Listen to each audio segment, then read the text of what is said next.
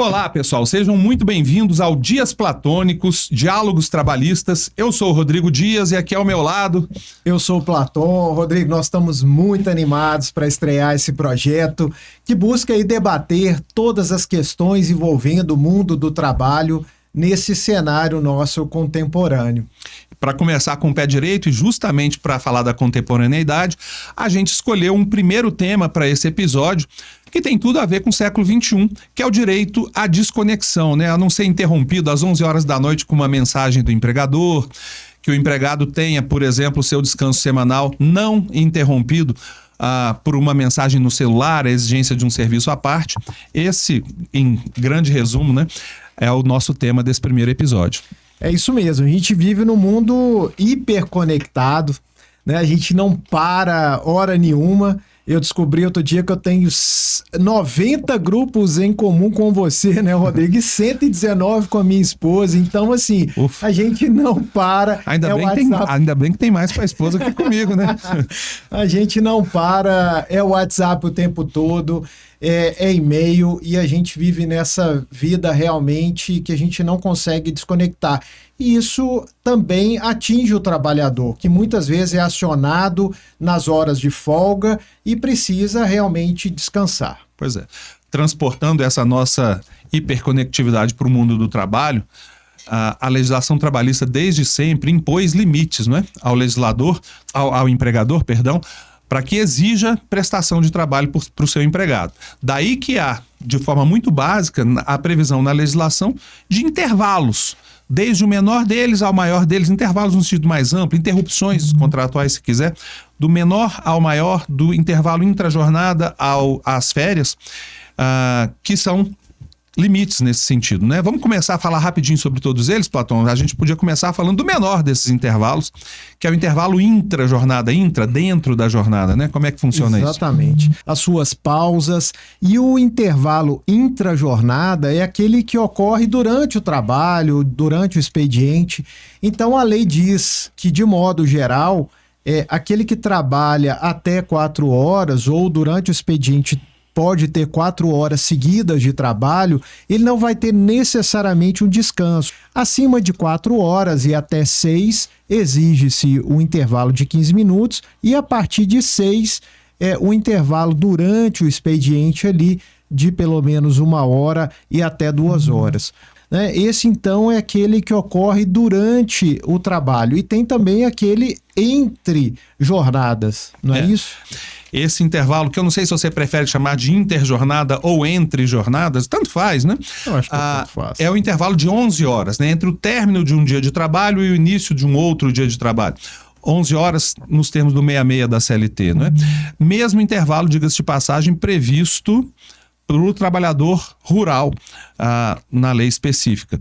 A propósito, quanto ao intervalo intrajornada, não há previsão de 15 minutos para jornadas de até 6 horas para o rural, né? Só de 1 hora no mínimo para jornadas superiores a 6 para essa categoria em específico. Mas quanto ao intervalo entre jornadas de 11 horas, Platão, como eu até já comentei com você em outras ocasiões, me chama a atenção, só a título de curiosidade, o fato de que existe uma única categoria que tem uma previsão normativa distinta, que são, não sei porquê, os jornalistas, cujo intervalo entre jornadas nos termos da lei é de 10 horas.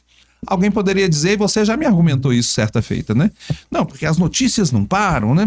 Pois é, mas se a gente pensar em várias categorias, as atividades também não param, né? As necessidades não param e todo mundo tem 11 horas de intervalo entre jornadas, menos os jornalistas.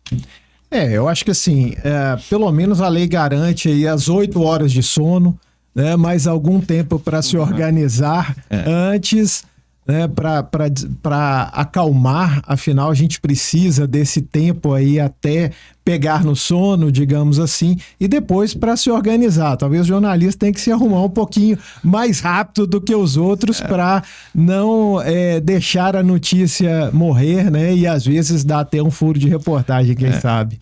Esse é o intervalo entre um dia e outro de trabalho, né? Mas evidentemente, elastecendo um pouco mais essa interrupção contratual, a gente chega ao descanso semanal remunerado. A ideia, pelo menos por hora assegurada ao nosso trabalhador, é o descanso em um dia da semana, porque é necessário um tempo um pouquinho maior semanal para recuperação física, mental, um mínimo contato social e familiar. E aqui no Brasil tem se discutido projetos, PECs, no sentido de reduzir essa jornada para permitir um tempo maior de descanso. O artigo 6º da Constituição, já que você falou, faz referência ao direito ao lazer como direito social. Exatamente. Isso parece, numa primeira leitura, algo meramente programático, né?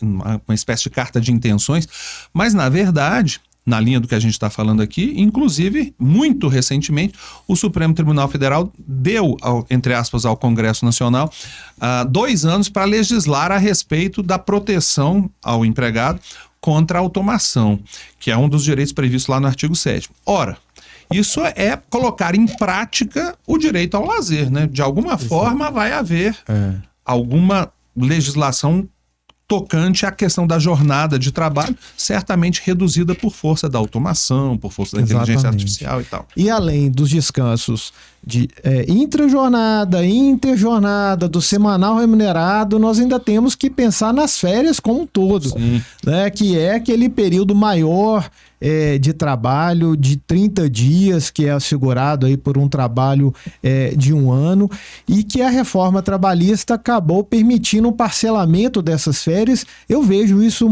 com muito bons olhos, já que na realidade prática isso já era feito até antes da reforma trabalhista, e a reforma veio consagrar essa possibilidade de parcelamento, exigindo no mínimo que seja garantido ali um período de 2 semanas de descanso, né? E que o outro período não fosse de menos do que 5 dias. Pode ser 3 períodos a recuo, Isso, né? Pode ser 3 períodos, por exemplo, um período de 8 dias, um período de 14, outro período de 8, para dar aí um dos períodos tem que ter 14 no mínimo. Isso. E nenhum deles pode ter menos de 5. Exatamente. Isso aí eu tenho até uma historinha interessante. Uma aluna, certa feita, me disse que lá na empresa dela, eles dividiam as férias em 3 períodos, sendo um de 15, um de 9 e um de 6. O que aparentemente está tudo ok, porque um período de 15 já assegura a primeira parte da exigência legal, um deles tem que ter pelo menos 14, né? E nenhum deles tem menos de 5. 15, 9 e 6, cuja somatória dá 30. Só que em seguida ela me disse, não, mas lá na nossa empresa a gente compra a terça parte das férias dos nossos empregados, converte em pecúnia, né, o abono de férias. Falei, ok. Aí é que veio o pulo do gato. Ela falou, então, aquele período de 15 dias, nós compramos 5, né? Então o empregado tira 10. O período de 9, a gente compra 1/3, que são 3, o empregado tira 6. E aquele último de 6, a gente compra 1/3, que é 2, o empregado tira 4. Fim da história. O empregado tira 10, 6 e 4. Aí descumpriu tudo, né? Absolutamente tudo. Em vez de comprar, que é o óbvio, né? Você vai adquirir os 10 dias dos 30, sobram 20, e a partir daí que você faz a divisão, se for o caso, né? Exatamente. Seria 15, 5, 14, 6, ou os 20 de uma vez. Não há outra alternativa aí. Aliás, não há nem possibilidade de dividir em 3 períodos nesse caso, né? Exatamente. Mas antes disso, Rodrigo, é importante a gente falar um pouquinho sobre o teletrabalho, né? Porque geralmente esse direito à desconexão ele afeta quem está no teletrabalho. Embora seja possível também para aquele que trabalha presencialmente não ter o seu descanso, por exemplo, um frentista que fica ali o tempo todo no posto de gasolina e à noite ele ainda fica ali como vigia ali do posto, dormindo ali. Mas essa desconexão, ela geralmente ela afeta aquele que está ali misturando o trabalho para uma empresa com o remoto. E, de fato, o teletrabalho exacerba a noção de tempo à disposição do empregado ao empregador. A gente tem um conceito muito antigo de tempo à disposição lá no artigo 4º da CLT, né, de o tempo que o empregado está prestando trabalho ou mesmo aguardando ordens, estando, portanto, à disposição, embora não produzindo diretamente, do empregador. E todo este tempo integra o conceito de jornada de trabalho.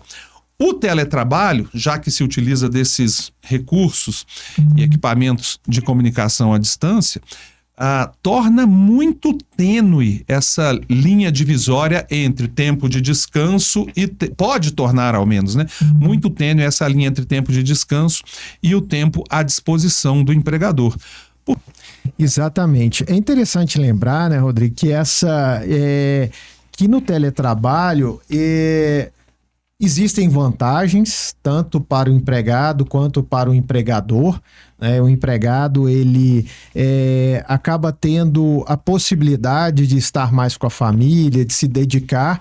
Por outro lado, ele acaba misturando, às vezes, a sua vida pessoal com a profissional.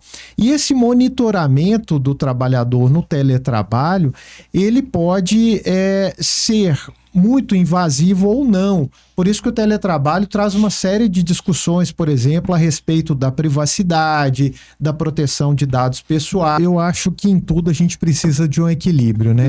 Tem estudos interessantes até na OIT, na época da pandemia, nós tivemos muitos estudos. E também no direito comparado, porque vários países aí trazem legislações interessantes a respeito.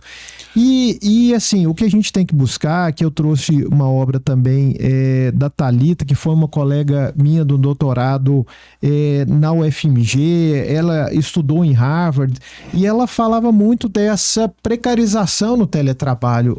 O que esse teletrabalho ele acaba permitindo de controle, de monitoramento e chegando-se até a um esgotamento, né? Hoje se fala no burnout, né? Que é esse esgotamento mental no trabalho e a impossibilidade de separar a vida pessoal e a vida profissional. Então, esse excesso de cobranças, de exigências do empregador fora da jornada normal de trabalho, pode ocorrer, tem uma preponderância talvez no teletrabalho, mas pode se estender a outras espécies de prestação de trabalho também, né? E quais são as consequências desse excesso de exigências do empregador, serviços fora dos horários de trabalho, violações a esses intervalos todos que a gente mencionou aqui? Porque, por óbvio, na legislação trabalhista básica, os empregados terão direito aí a horas extras, teoricamente, a indenização por danos morais, mas a gente até construiu nos últimos tempos, né, nas últimas décadas aqui, o conceito de dano existencial, né? Que decorre justamente, dentre outros fatores, ao prejuízo à própria existência do empregado como ser humano e em toda a sua dimensão, inclusive ao lazer, que é violada por esse excesso de exigências com relação à prestação de serviço do empregador, né? Sobre esse direito à desconexão ligado à ideia de dano existencial, o que você pode nos ajudar aí, Cláudio? Bom, primeiro, assim, quando a gente fala de uma exacerbação, para aproveitar a palavra que você falou há pouco, se a gente colocar a máxima potência, essa exploração do trabalhador, seja no trabalho presencial, seja no teletrabalho, a gente poderia falar até numa escravidão tecnológica. Mas chegar a esse ponto não há necessidade, porque a gente tem que garantir antes algumas questões, né? Nós não vamos só assegurar que o trabalhador esteja garantido contra uma chamada escravidão tecnológica. A gente tem que garantir o mínimo. E quando se fala de um mínimo a esse trabalhador nesse ambiente tecnológico, hoje se diz até que o Homo sapiens virou o Homo digitalis, né? Então, tamanho é o envolvimento dele com esse mundo digital, fica até difícil a gente se livrar disso, né? Hoje se fala em dispositivos wearables, né? Uma tecnologia que está presente o tempo todo e a gente não consegue desligar dela. Mas, assim, o mínimo que se deve garantir é o direito à desconexão, que é o quê? O direito de se abster de atividades profissionais, de informações sobre o trabalho, fora daquele horário de trabalho em si. Então, experiências estrangeiras, como na Volkswagen, na Alemanha e vários países países já garantem na sua legislação esse direito à desconexão. Então, primeiro, Rodrigo, para as pessoas que estão assistindo a gente, também nos ouvindo, é importante a gente primeiro esclarecer a diferença entre direito internacional e direito comparado. Às vezes as pessoas misturam um pouco isso. O direito internacional é aquele que trata de normas internacionais postas por organismos internacionais. Então, nós temos a OIT, a Organização Internacional do Trabalho, nós temos a ONU, a Organização das Nações Unidas, a OEA, Organização dos Estados Americanos, que esses organismos, eles se reúnem e em convenções, em conferências, eles editam determinadas normas. Sim. Então, essas normas podem ser obrigatórias, como as convenções internacionais, e quando ratificadas pelo país, isso vai ser obrigatório, passando a valer internamente. E também podemos ter declarações, como a Declaração Universal dos Direitos Humanos, que não tem uma força cogente, mas é o texto mais traduzido no mundo, em mais línguas e dialetos e tal. Então, a Declaração Universal dos Direitos Humanos, ela garante ali o direito a lazer, ela garante ali um trabalho digno, adequado. Então, isso é o direito internacional, que tem muitas normas ali que preservam esses direitos. E no direito comparado, que são as legislações estrangeiras, nós já vemos em alguns países, por exemplo, na França, na Argentina, no Chile, normas específicas prevendo expressamente o direito à desconexão. Então é importante que o Brasil se aliasse a esses países também e trouxesse uma legislação que fizesse uma previsão específica de um direito à desconexão. Então, experiências estrangeiras, por exemplo, como na Alemanha, lá, via sindicato, eles estabeleceram, olha, antes das 7h15 você não manda e-mail e o empregado não é obrigado a responder, e depois das 8h15 também, tudo que chegar, o empregado ele pode ignorar. Essa é uma garantia que foi por norma coletiva, mas poderia de alguma forma, contando aí normas, horas de trabalho, poderia estar na nossa legislação. Olha, o empregado ele pode trabalhar até 8 horas, um tempo antes ou um tempo depois, ele pode ali receber algum comunicado, mas depois disso ele tem direito a um pleno descanso, a uma plena desconexão. Mas considerando que a nossa legislação não trata disso, do direito à desconexão, pelo menos não diretamente, né? Porque tem essa previsão de pausas e intervalos que a gente já falou. E como a gente está falando de direito comparado, a CLT, salvo engano, é o artigo 8º, né? Elege o direito comparado como uma das hipóteses de complementação legal, né?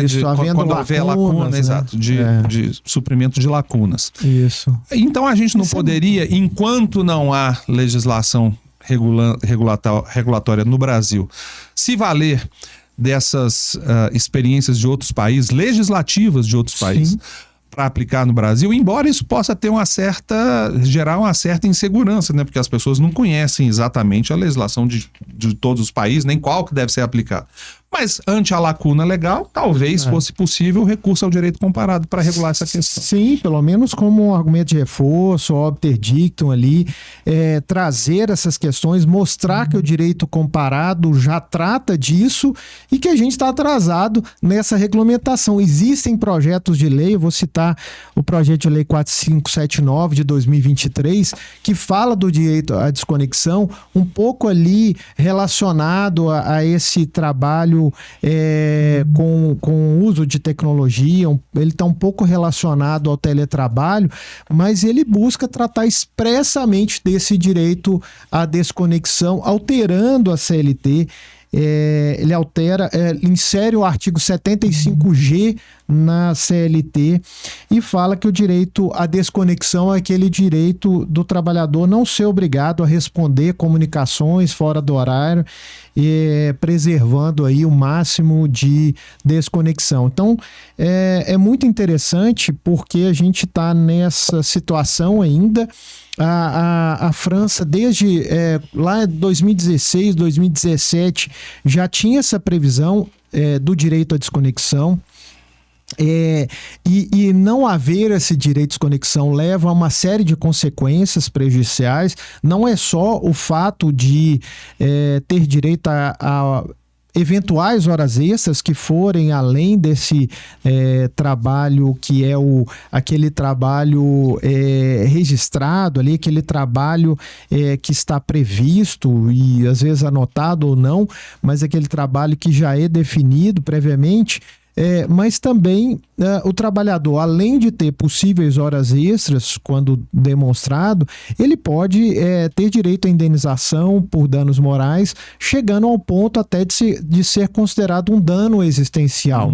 O dano existencial, a jurisprudência ela já disse que não é só aquele excesso de jornada. Sim. É quando a pessoa realmente ela perde parte da sua vida dedicada ao trabalho. E o projeto de vida da pessoa é prejudicado, etc. Né? Exatamente. Mas a gente precisa, de fato, de uma legislação, me parece, um pouco mais minudente sobre esse aspecto, porque nós estamos na Justiça do Trabalho, a gente até na nossa apresentação não dissemos isso, mas eu e Platão somos ambos juízes do trabalho, titulares da 3ª e 8ª Vara do Trabalho, respectivamente, aqui em Goiânia.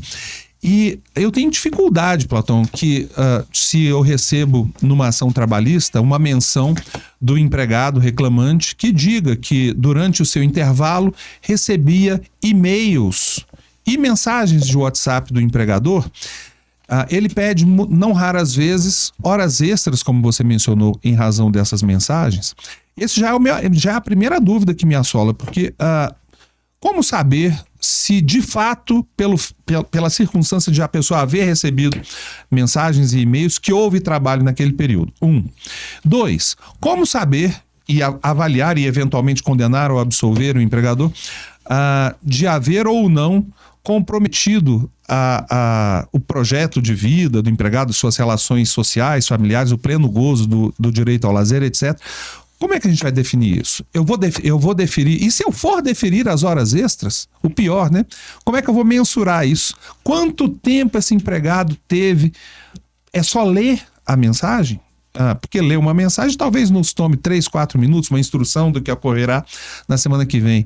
Não sei se você deferiria ou não 5 minutos extras durante o descanso semanal. Percebe o tanto que isso há uma variedade de situações que vão nos trazer uma sucessão de dúvidas. A gente precisa possivelmente nos mirar nas legislações de alguns países. Eu não as conheço tão bem quanto o amigo, mas talvez a da Alemanha que você acaba de mencionar e outras tantas nos pudessem ser úteis, né? E assim, já caminhando para o final, né, eu trouxe um livro também de um colega nosso, o Johnny Gonçalves Vieira, que ele fala da ideia de jornada exaustiva. No caso dele, relacionando isso ao trabalho em condição análoga de escravo, mas a gente pode trazer isso para a nossa discussão também. O que seria jornada exaustiva? Não é só aquela quantidade exagerada de horas dedicadas ao trabalho, mas também uma intensidade, algo que traz assim, um esgotamento do trabalhador, porque não é só a quantidade, talvez a intensidade do trabalho também possa levar a esse esgotamento. E seria aí assim, o cúmulo, digamos assim, dessa pressão do trabalho, que pode chegar até ao esgotamento que a gente chama de burnout, e tem gente já trazendo essa questão nos processos trabalhistas, já dentro dessa impossibilidade de se desconectar, seja tendo ali um esforço muito grande durante o trabalho, seja também fora do trabalho nessa cobrança extrema, nessa pressão.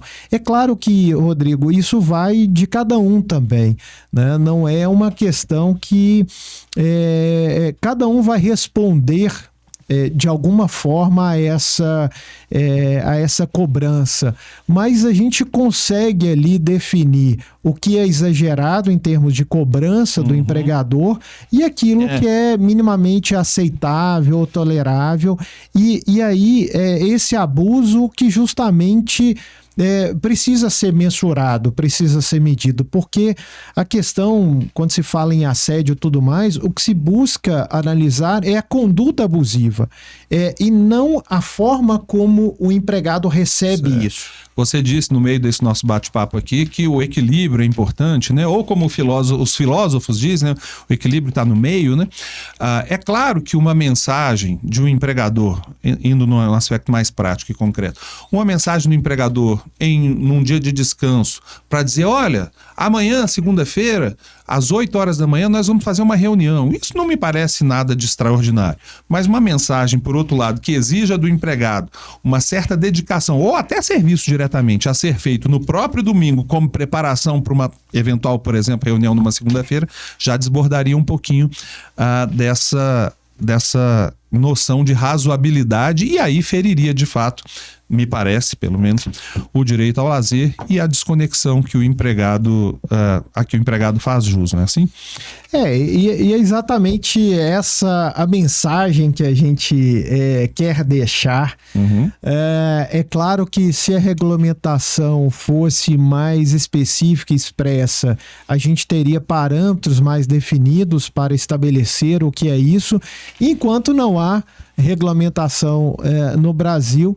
Eu acho que a nossa mensagem é essa, né, de garantir esse direito ao trabalhador, de se desligar. Isso não é questão de preguiça ou de qualquer outra coisa. É um direito ao lazer, é um direito ao descanso, a uma vida agradável e positiva, e chega até a ser um direito humano, porque é um direito universal, mas também um direito fundamental que está garantido na nossa Constituição, lá no artigo 6º, no artigo 7º, e é isso que deve ser protegido, preservado e garantido a todos os trabalhadores. Perfeito, faço minhas as suas palavras. E com isso, né, a gente caminha para encerrar esse nosso primeiro bate-papo, uma espécie de episódio primeiro, piloto, dos nossos Dias Platônicos, Diálogos Trabalhistas. Então, fico muito feliz da gente concluir esse episódio de forma, assim, eu acho que, pelo menos para mim, foi satisfatório, porque a gente conseguiu tratar de vários temas dentro desse tema maior aí, que seria o direito à desconexão, mas temos muito a falar e espero realmente que não tenha fim aí esse nosso projeto durante muito tempo. Eu vou até, para encerrar, cometer uma ousadia, isso não foi combinado com meu amigo Platão, de deixar aqui a escolha de quem nos ouve, a possibilidade de que nós tratemos no nosso próximo episódio de um dos dois temas laterais que nós tratamos aqui: teletrabalho e proteção contra a automação. O que, se me permitir, Platão, o que os nossos amigos que nos ouvem preferirem, majoritariamente, por óbvio, a gente traz aqui no nosso próximo episódio. Um desses dois temas que me parecem bem interessantes, tá certo? Maravilha, e o que vier são 3 palitos, porque com a gente não tem tempo ruim, não. Aqui entre nós dois, e modéstia à parte, né, Platão, nós temos mais de meio século, pensa, verdade, mais de meio século de jurisdição trabalhista, ou seja, nós temos somados mais de 50 anos, 25 anos, arredondando cada um, como juízes do trabalho, para não falar de experiências anteriores como advogado, servidor e tal, né? Então, mais de 50 anos de experiência na justiça do trabalho talvez nos autorizem, então, a tratar desses temas aqui. E, além disso, no magistério, né? Que a gente gosta demais. Eu amo lecionar, né? Para mim é um prazer imenso, e esse projeto nosso que se inicia faz parte também dessa nossa alegria de ensinar. Era isso, né? Espero que tenha sido proveitoso para vocês, como foi para nós, e a gente se vê no próximo episódio. É isso aí. Até o próximo.